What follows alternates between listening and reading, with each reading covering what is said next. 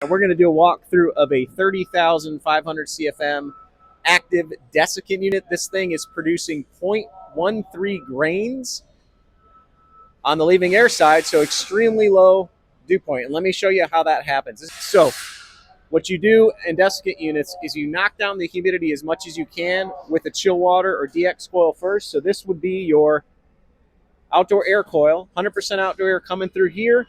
And you can see this is a very deep, I'm not sure how many rows, that looks like an 8 to 10 row coil. What we do is we're taking this air from 90 dry bulb, 70 wet bulb, down to about 45 degrees right here.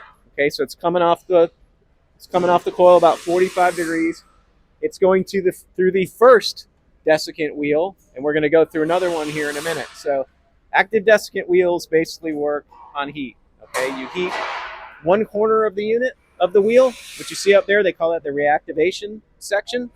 You put some heat to that, the wheel turns, and now the wheel is able to absorb humidity. So now we take this air at 45 degrees, we come through this wheel, and we're leaving this wheel at about 76 degrees dry bulb and 13.9 grains. We'll call it 14 grains. So this is the first stage of desiccant dehumidification. And you can see the back side of the reactivation tunnel. And if we keep walking through here, we've got a fan array. We've got 3 fans in this scenario, direct drive plenum fans with shut-off dampers.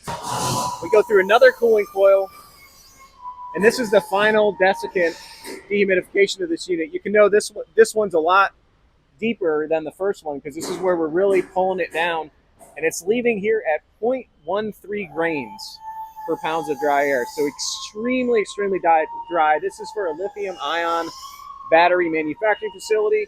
When you're making lithium-ion batteries, you don't want a lot of water in the air. You want close to zero, which this thing is getting us to. So it's leaving here. Again, as it dehumidifies, it picks up a little heat. So we go through a post-cooling coil. You'll notice this cooling coil is much fewer in rows than the first one because it's all sensible heat. So again, 0.13 grains leaving the desiccant wheel. You're picking up some heat and you're cooling it down sensibly. Again, this coil has much fewer rows than your pre-cooling coil. This was what's called a post-cooling coil.